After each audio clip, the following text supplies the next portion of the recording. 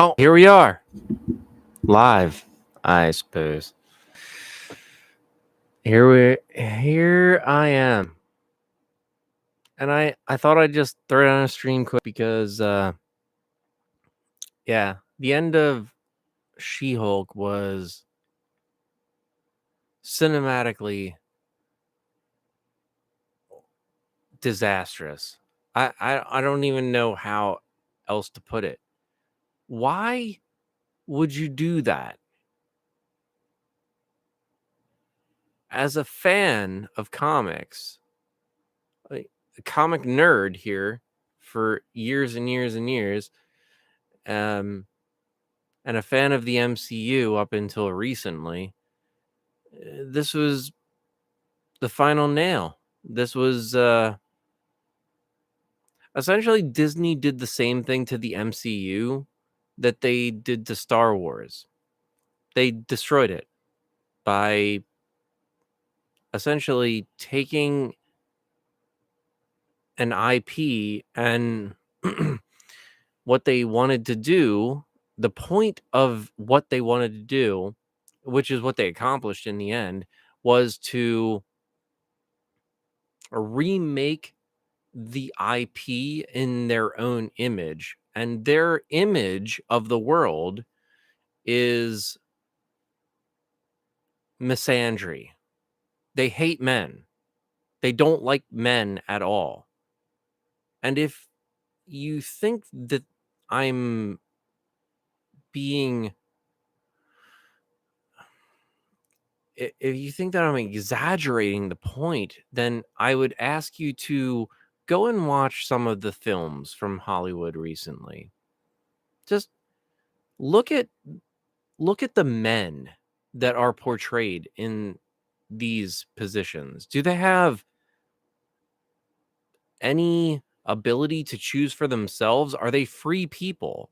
Or are they always beholden to a woman in some point? I just, as a person who as now middle aged, I lived through the 90s, which was a pretty egalitarian time. Everyone was pretty darn equal. I mean, the, nobody was putting down men or women. There was no everyone, there's always masculine and feminine roles in society, which is fine. That's how you tell a story. That's why stories are timeless, because there will always be men and women in humans, in humanity. We will always reproduce that way. Once we don't reproduce that way, we won't be human anymore. Our humanity will be lost. And for anyone that thinks that that's a little bit another exaggeration, you're fucked. I'm just going to tell you that right now. You're fucked. You're morally corrupt and probably evil. And there are a vast majority of us that will fight against you. Anyway, getting back to the point. To say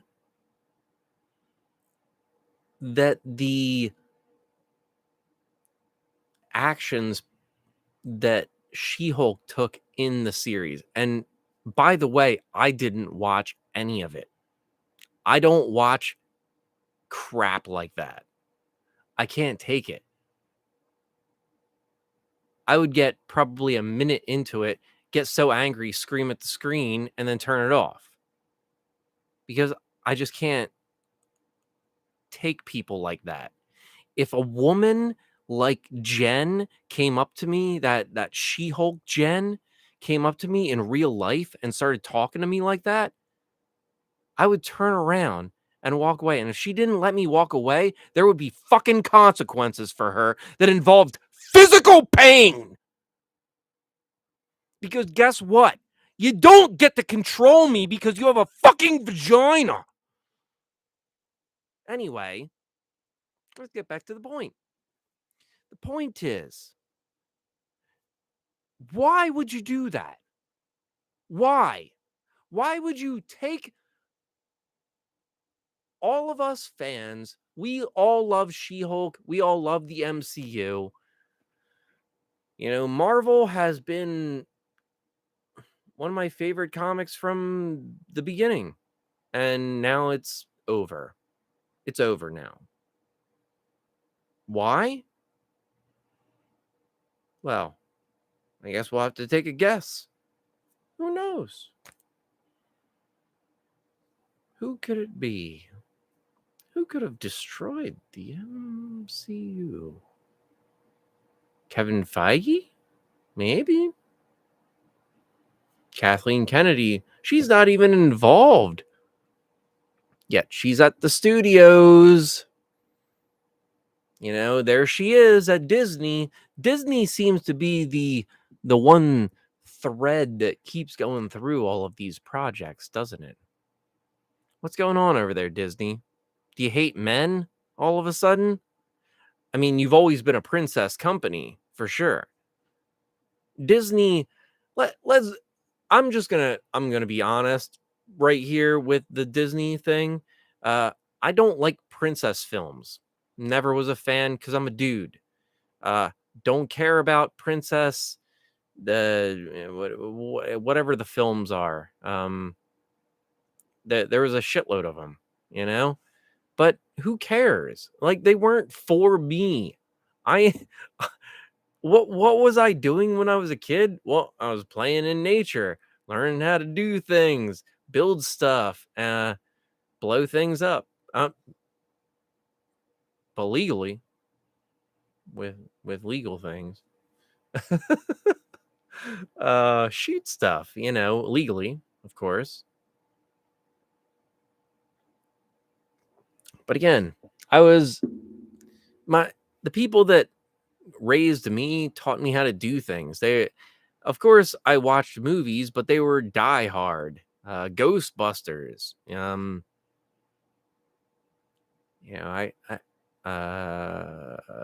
Little Shop of Horrors. I mean, that was a musical, so that's you know about as feminine as I'm gonna go. uh, you know, I like that movie though, and uh, you know, let's just say that I like all the characters in that movie. All the characters, they all had their place in that movie. Um, but I never liked Disney princess films. I'm not gonna go watch. Oh, hold on. I just had it on the tip of my tongue. Is it Snow White? Is that one of them? I can't remember. Uh, Sleeping Beauty. That's one of them. Oh, I got one. Sleeping Beauty. I think that one's really old though. They have new ones now. Whatever.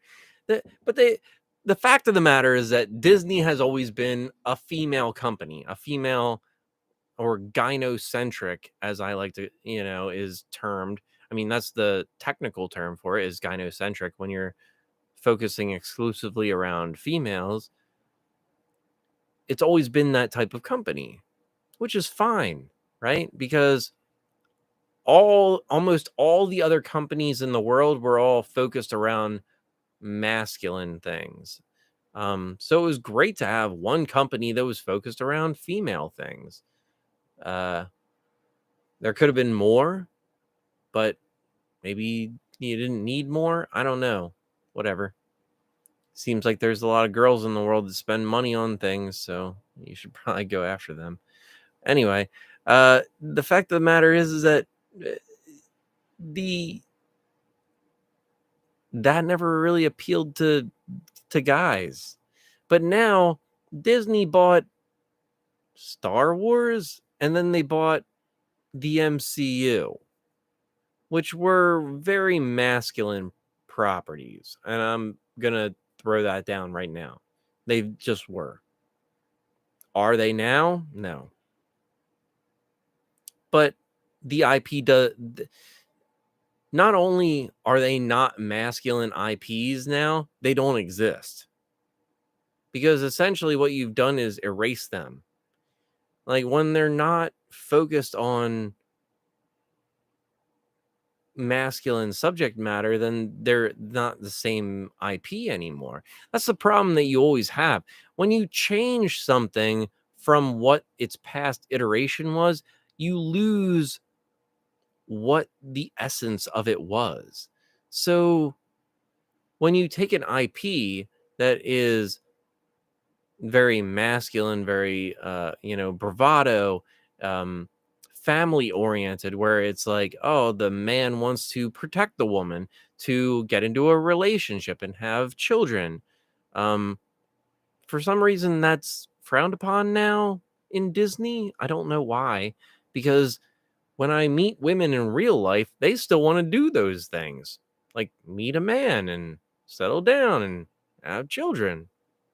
And yet Disney produces films that the woman, I'm going to quote woman here, the woman character who's the protagonist. And again, I don't know if the protagonist is the right term to use for these characters, but they're essentially evil characters who go around and manipulate everyone around them, get everything that they want, and don't need no man in the end, and don't have children. That's the new Disney movie. Who the fuck does that appeal to?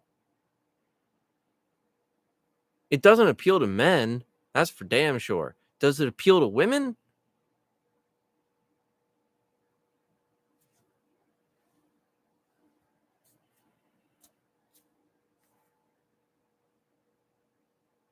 I guess we'll find out, shall we? I think we already have. But continuing on, why would you destroy the IPs of the past? Oh, social engineering. Now, this is something that I do know a lot about because as someone who is part of military and intelligence, propaganda is something that I'm well schooled in. And the first thing that you like to do in propaganda is gaslight people. Gaslighting is not a new thing to do. It's just the term is very recently coined by modern society. And we used to call it something totally different in the world, which I'm not going to say, but it is what it is. When you try to tell someone a lie and get them to believe it, you're manipulating them. It's psychological warfare. This is known to every human being at a certain level. If you're going to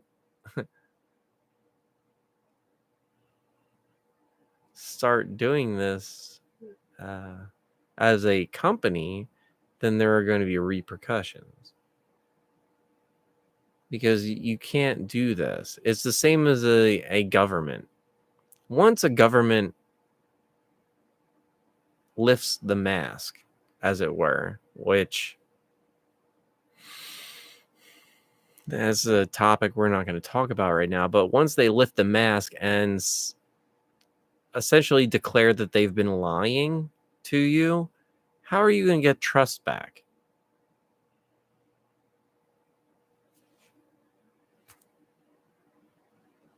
When you lie to somebody, that is the worst offense that you can do. The first one. But it's the worst one, I think. Because not only is it the first offense, but it always escalates. When you lie to somebody, there's always going to be a final straw or a final battle or whatever. That lie is going to perpetuate itself into the future until eventually is going to be discovered and is going to be either overturned or destroyed. Now, we would rather the former than the latter because the latter usually means horrible things in society.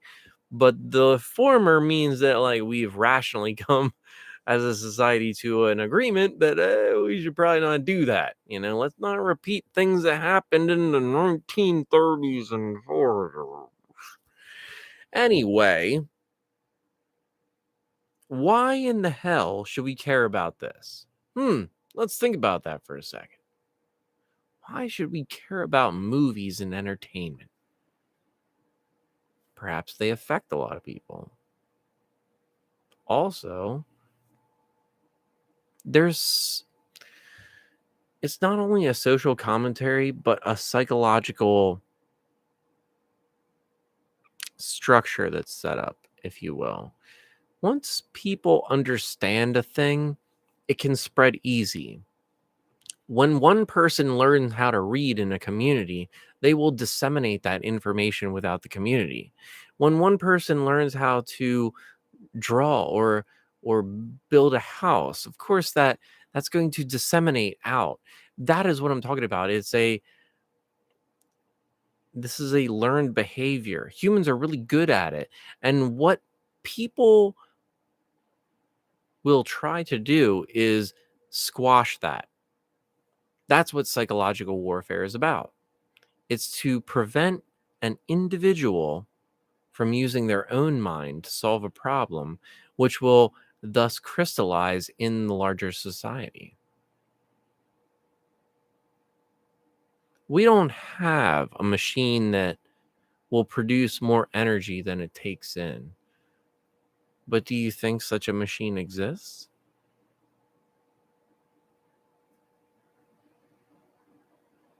Again, I can't comment because I can't. But if someone says it's not true, then you will say, especially someone in a high position of power, of course you're going to agree with them. Well, that's impossible. How could that happen?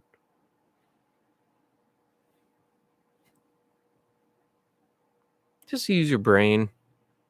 Try not to believe everything that people tell you every day. And again, I just popped on quick. I'm going to go now because I only wanted to do this for about half an hour.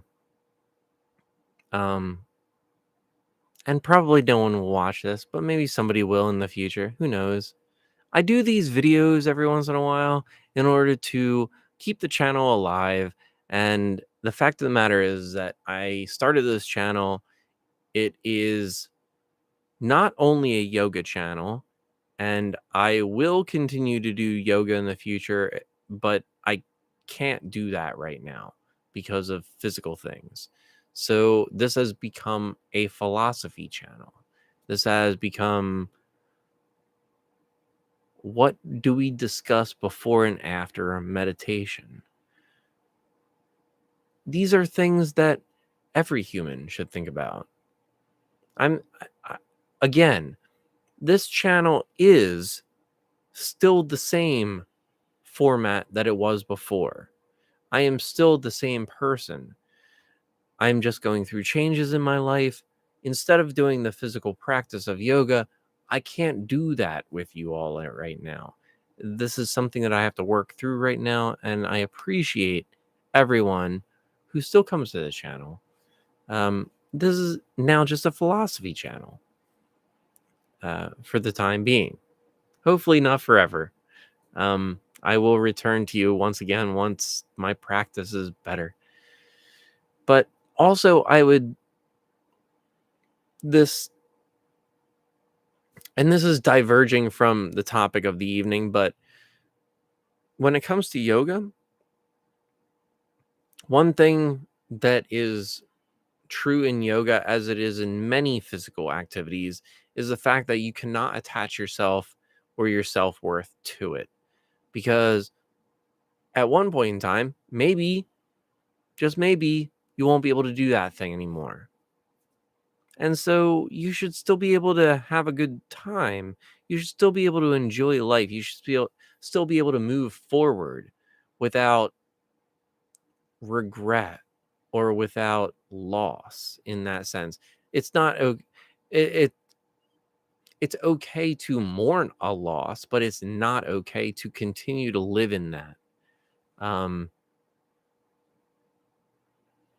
and so I would say that over the past couple years, it's been a great learning experience, even though it's not been the most easy. But hey, when is learning ever easy, right? Uh, Here's to all of you. Cheers. Have a great night or morning or afternoon or wherever you are. Uh, to all those future viewers, hopefully, subscribe, hit that like button. I don't know. I'll talk to y'all later.